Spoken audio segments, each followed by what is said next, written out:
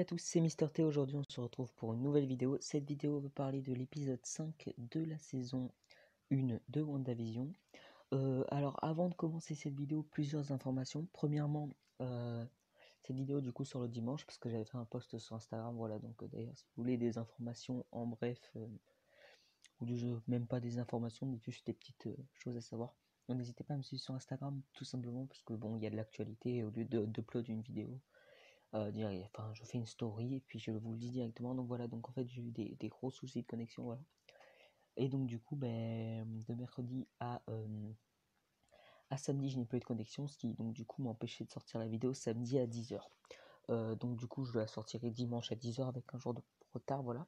Et la deuxième information, donc c'est une information un peu plus intéressante pour vous du moins, c'est que tout simplement, il y a eu le Super Bowl. Donc Super Bowl, c'est très très grosse, c'est un peu comme la coupe de France de foot, mais il y a beaucoup plus d'engouement pardon, et c'est avec le football américain, donc c'est toujours américain, toujours plus gros, etc. etc.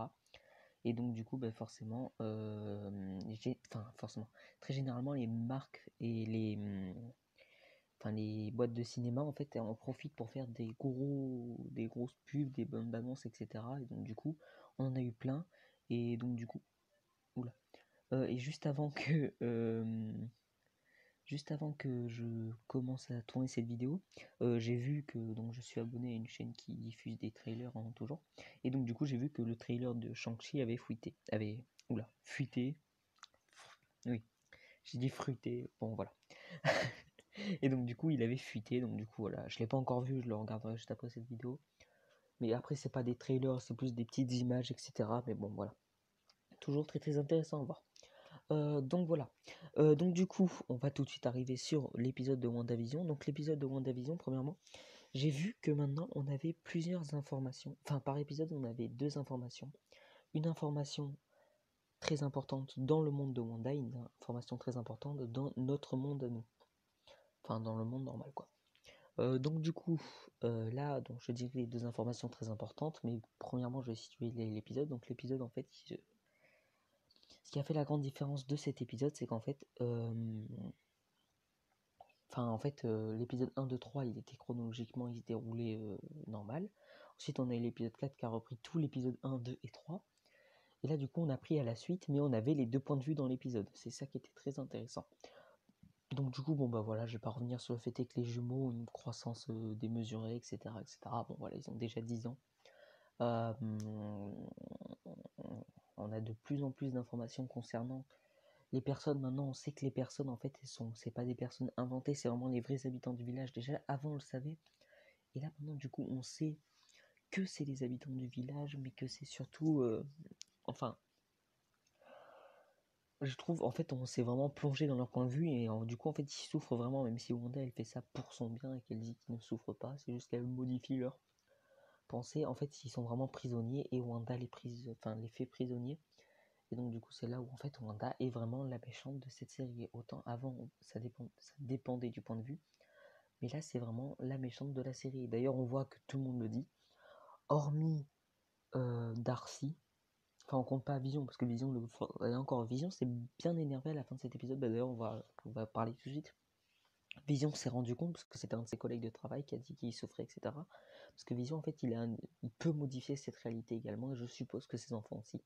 Parce que tout ça. Non, je pense pas ses enfants, parce que justement on a eu l'histoire du chien qui est mort. Mais donc du coup je pense que Vision peut également modifier ce monde, parce qu'elle l'a fait pour eux deux. Premièrement. Secondement, on a aussi vu que elle avait une certaine influence sur Vision, mais pas totalement. Et donc du coup en fait moi ce que je pense, c'est que tout simplement, en fait, ils ont dit que Vision a été ressuscité, et après elle l'a amené dans cette bulle de réalité. Et c'est pour ça qu'en fait il ne sera pas rien avant Westview, c'est la ville. Et donc du coup en gros, je pense que Vision a été ressuscitée et qu'elle l'a amené dans cette bulle de réalité. Ce qui voudrait dire que Vision n'est pas une illusion, et donc Vision n'est pas mort. Et étant donné que Vision n'est pas mort, il est très probable que les enfants, malgré qu'ils ont une croissance démesurée, soient bien réels, et que c'est juste la bulle qui leur fait faire une croissance démesurée. En fait, la bulle de réalité en fait modifie leur croissance. Mais eux existent bel et bien, parce que du coup, en fait, toutes les personnes qui sont dans la bulle ne sont pas des illusions. C'est juste des personnes contrôlées par Wanda. Donc leurs enfants sont très probablement des vrais enfants, c'est-à-dire qu'on va les voir dans la suite du MCU. Et pourquoi pas d'ailleurs, on avait comment ça s'appelle, on avait un potentiel prolongé sur les Young Avengers, donc du coup pourquoi pas les revoir dans les Young Avengers. Mais pour ça, il faudrait pas encore qu'ils grandissent trop vite. Voilà. Donc du coup, là où je voulais en venir, pardon, là où je voulais en venir, c'est que du coup on a plusieurs, enfin en fait on a un camp, le camp des agents du SWORD plus du FBI, et on a le camp des trois autres personnages. Donc on a l'agent Wu, on a le lieutenant Rebelle, mais bon, c'est Maria Rambeau, et on a Darcy, donc Darcy, l'amie de Jane Foster dans Thor, etc. Et donc du coup ces trois personnes, elles, contrairement à toutes les autres personnes qui sont contre Wanda, et à juste titre d'ailleurs, en fait elles sont pour Wanda, et elles disent qu'en fait elle souffre, donc plutôt que de lui faire encore plus de mal, il faudrait peut-être lui l'aider en fait, plutôt que de l'enfoncer encore plus en la tuant en fait, parce que tous les autres veulent la tuer. Et donc du coup, voilà, et on a Wanda qui est partie à leur rencontre, étant donné qu'on a eu, il me semble que c'était via un drone, mais je suis pas sûr, mais en fait, tout simplement, on a eu un drone qui les a filmés, elle et ses enfants, et peut-être qu'ils voulaient leur tirer dessus, je me rappelle plus, je vous avoue, de ça, parce que du coup, je fais pas la vidéo juste après. Du coup, je vous avoue que je me rappelle pas exactement, mais je sais que bon, bref, voilà, en gros, quelque chose du FBI était rentré dans sa bulle de réalité, ça lui a pas plu, du coup, elle a fait dernier avertissement. Voilà, ne rentrez plus chez moi, quoi, voilà, je crois qu'elle a utilisé ces termes, voilà. Donc après, elle a fait une démonstration de force, tous les agents du FBI ont visé leur chef, etc., etc. Bref. Donc on sait qu'elle peut sortir à sa guise de cette bulle de réalité. Donc ça, c'est première information très importante. Seconde information. Donc ça, c'est concernant la bulle de réalité elle-même. Donc là, on ne sait pas encore comment ça se passe, etc., etc. Donc alors, on a vu tout à la fin de l'épisode Pietro. Donc Pietro, c'est son frère, c'est Maximoff, c'est Vif Argent, etc., etc. J'adorais ce personnage, vraiment. C'était un personnage qui m'avait énormément plu. Et donc du coup, on l'a vu sous un autre acteur. Et là, on l'a vu sous un autre acteur. Ce que beaucoup de personnes ont dû penser premièrement, c'est il y a eu un recast. Oui, il y a eu un recast, parce que bon, c'est déjà arrivé avec au final l'acteur de War Machine. Il a changé dans Iron Man 1, c'était pas le même. Et pour un autre acteur également, ça a changé, je me rappelle plus. Mais ben, Bruce Banner, par exemple, hein, Bruce Banner, il a eu un recast, voilà, c'était pas le même au début. Il me semble qu'il y en avait un autre, mais voilà, ça arrive dans le MCU, parce que bon, quand tu arrives sur des aussi longs projets, bah forcément qu'il faut fidéliser les acteurs, mais il y en a qui suivent pas. Et c'est pour ça que très généralement, c'est des gens qui arrivent au début, parce que voilà. Mais là, ce que je me dis, c'est qu'en fait, c'est possible qu'il y ait un recast, étant donné que on a eu, enfin, Vif Argent lui a fait signer, bon voilà, t'as parlé dans Avengers 2, et normalement, on n'aura plus besoin de toi. Donc l'acteur n'a pas signé, s'il ne veut pas rejouer, c'est normal. Enfin, on peut pas l'obliger à revenir, donc potentiel recast. Seulement, Darcy a dit quelque chose de très intéressant, il a dit elle a changé son frère. Donc certes, son frère a changé d'apparence. Mais s'il y aurait eu un recast, on aurait fait comme s'il avait la même apparence qu'avant. On n'aurait pas dit oh tiens, son frère a changé d'apparence. Donc ce qui me fait dire que c'est pas un recast, mais c'est vraiment le même Pietro. Enfin c'est pas le même Pietro justement. C'est nous on le voit différent. Enfin on le voit différent, mais eux aussi. Enfin en fait c'est juste tout simplement pas le même Pietro quoi. Il y a le Pietro de la réalité, il y a le Pietro de la bulle de réalité. Donc lui peut-être que Wanda l'a conçu.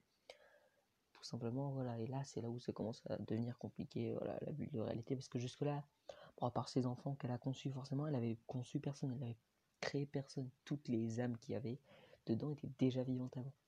Là, du coup, avec Pietro, ou alors est-ce qu'elle a tout simplement fait changer d'apparence, mais quel serait le but de juste lui faire changer sa tête? Je l'ignore. Ou alors peut-être qu'elle a pris un habitant de Westview et elle l'a fait prendre l'esprit de vision, je sais pas. De Pietro. C'est encore compliqué, mais bon, dans tous les cas, on va avoir des réponses.